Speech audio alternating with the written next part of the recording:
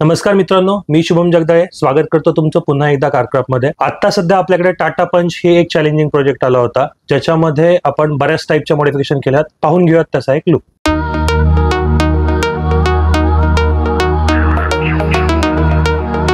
या गाडीमध्ये करण्यासारखं चॅलेंजिंग म्हणण्यापेक्षा एक वेगळं असं करण्यात आलं ते म्हणजे पेंट वर्क, जे आजपर्यंत आपण खूप कमी गाड्यांमध्ये केलं होतं। पेंट वर्क मध्ये कस्टमरची अशी रिक्वायरमेंट होती की जो पेंट आपण करणार आहोत त्याला कुठल्याही प्रकारचं पीलिंग और डलनेस आला नाही पाहिजे। तर हे चॅलेंजिंग असल्यामुळे याच्यामध्ये कुठल्या टाईपचा पेंट करायचा, कशा टाईपची फिनिशिंग करायची, हे सगळं डिसाईड करणं थोडंसं कॉम्प्लिकेटेड होतं। गाडीमध्ये बघताना तुम्ही जेव्हा बघताय तर याचा 99% पार्ट जो आहे तो आपण कॅमलमध्ये पेंट केलेला आहे, ज्याच्यामध्ये जेवढे फायबर्स आहेत त्याच्यावरती आपण हायड्रो डिपिंग ही कन्सेप्ट केलेली आहे, ज्याच्यामुळे याच्या पेंटची फिनिशिंग जी आहे ती ओरिजिनल फायबर पार्ट सारखी दिसून येत आहे। बऱ्याचशा पार्ट्समध्ये आपण लेदर ऍप्लिकेशन केलं आहे, डोअर साइड लेदर्स असतील, सीट कव्हर्स असतील, स्टेरिंग्स असेल, डॅशबोर्डचे काही पार्ट्स आहे, इवन दो रूफिंगचा जो पार्ट आहे तो आपण लेदर अँड फॅब्रिक याच्यामध्ये कन्वर्ट केलेला आहे। त्याचबरोबर गाडीमध्ये काही डिटेलिंगचे पार्ट्स असतात, जसे साइड डोअर पॅनलचे पार्ट्स आहेत, एसी वेंट्स आहेत, स्टेरिंगचे काही बटन्स आहेत, टेपची फ्रेमिंग आहे, या सगळ्या गोष्टींना आपण कार्बन फायबर आणि पियानो ब्लॅकची फिनिशिंग दिलेली आहे।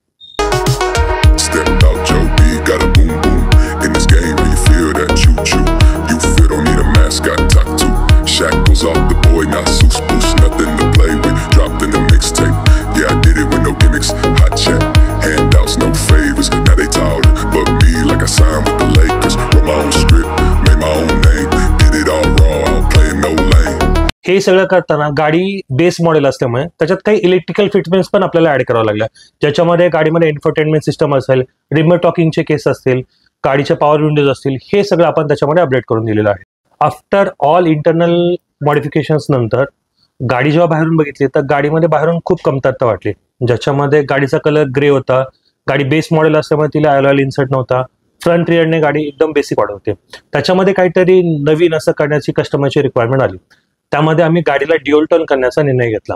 गाडीचा ग्रे कलर असल्यामुळे त्याचा टॉप ब्लॅक न करता आम्ही व्हाईट करण्याचा निर्णय घेतला।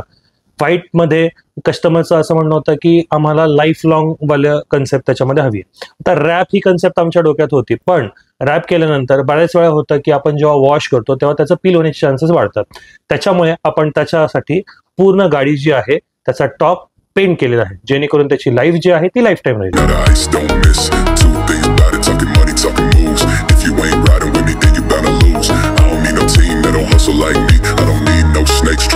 इंटेरियरला ज्याप्रमाणे आपण कार्बन फायबरचा अप्रोच दिला होता त्याचप्रमाणे आउटसाइड त्याची एक झलक देण्यासाठी आपण मिररच्या कॅप ज्या आहेत त्या कार्बन फायबरमध्ये पेंट केल्या। साइडने पूर्णपणे मॉडिफाय केल्यानंतर आपल्याला फ्रंट आणि रिअर लुक याच्याकडे ध्यान द्यायचं होतं, त्याच्यामुळे आपण फ्रंट आणि रिअरला काही फॅन्सी गार्ड्स बसवलेत। त्याच्यानंतर गाडीमध्ये हेडलाईटचा जो थ्रो होता तो खूपच पुअर होता, त्याच्यामध्ये आपण LED इन्सर्ट करून त्याचाही थ्रो थोडासा वाढवून घेतला। आता येतोय साइड प्रोफाईलवरती। साइड प्रोफाईलवरती जसं मी सांगितल्याप्रमाणे गाडी बेस मॉडेल असल्यामुळे त्याला रिम्स आल्या होत्या। एवढे सगळी गाडी बनवल्यानंतर रिमचा जो लुक आहे तो गाडीला सूट नव्हता करत, त्यासाठी आपण याच्यामध्ये मल्टीस्पोक वाले अलॉय इन्सर्ट केले।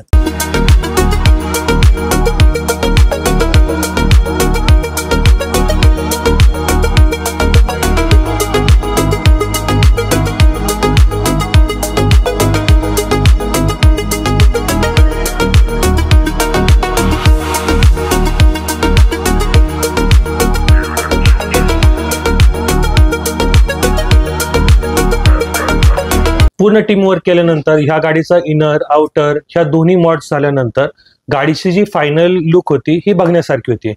तुम्ही या गाडीचा जो फायनल लुक आहे तो बघू शकता। पाहून घेऊयात या गाडीचा एक फायनल लुक।